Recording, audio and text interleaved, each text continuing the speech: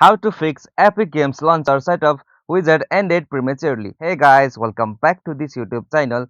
Today I will show you that how can you fix Epic Games launcher setup Wizard ended prematurely. So let's get started. On this process, at first you'll have to open the file manager on your PC or laptop.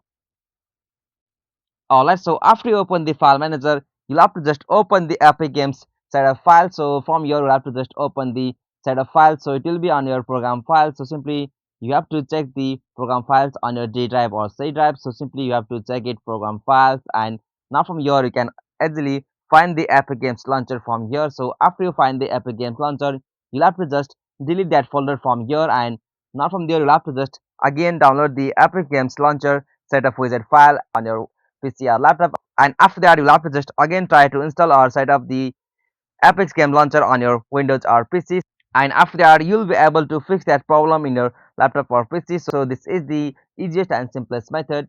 Hope you found this video helpful to you, and please don't forget to subscribe our YouTube channel for more quick and short tutorial like this. Thank you for watching this video. Have a nice day.